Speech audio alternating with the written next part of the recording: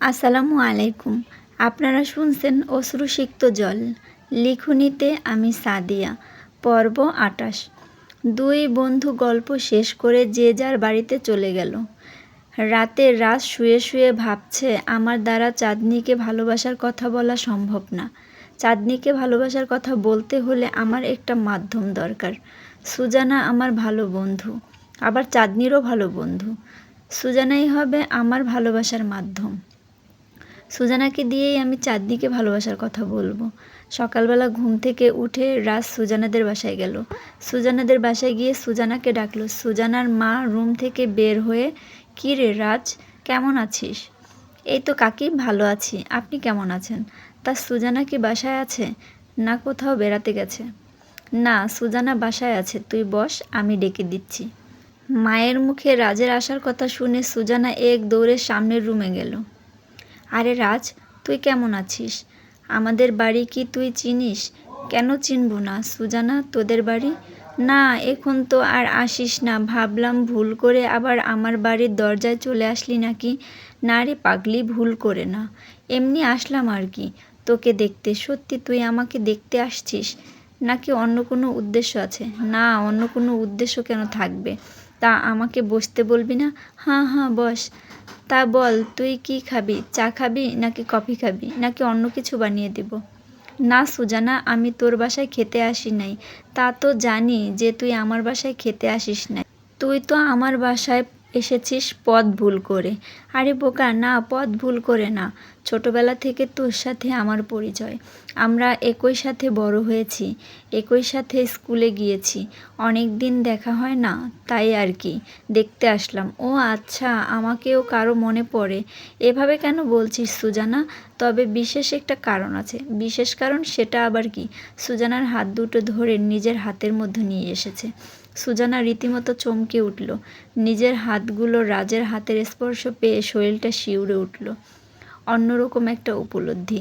রাজ, কি করছিস তুই? রাজ এক ঝাটকায় হাতটা সরিয়ে নিল।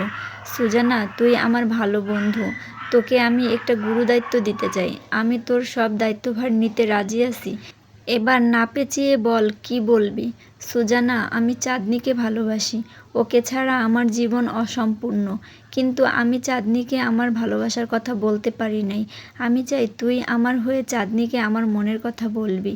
রাজের কথা শুনে সুজানার বুকের ভেতরটা ভেঙে চৌচির হয়ে যাচ্ছে।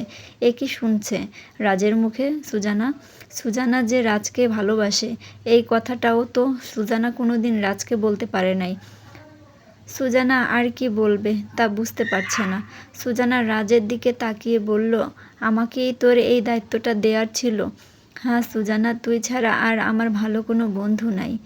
তুই ছাড়া এই কাজটা আর কেউ করতে পারবে না। আচ্ছা ঠিক আছে রাজ, আমার অনেক কাজ আছে, তুই যা, আমি বিকালে চাঁদনিদের বাসায় যাব।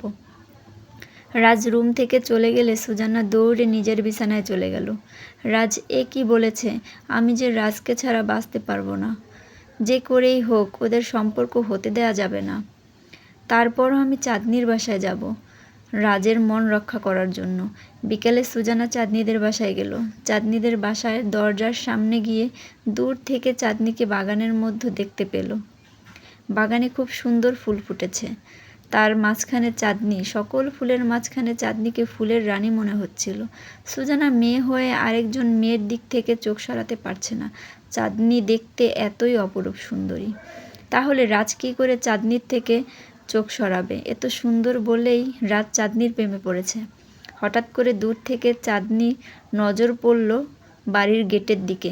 দেখে সুজানা দাঁড়িয়ে আছে। সুজানাকে দেখে চাঁদনি দৌড়ে এসে সুজানাকে জড়িয়ে ধরল। সুজানা, এতদিন পরে তোমার সাথে দেখা। আমি কখনো ভাবতেই পারিনি যে তুমি আমার বাসায় আসবে।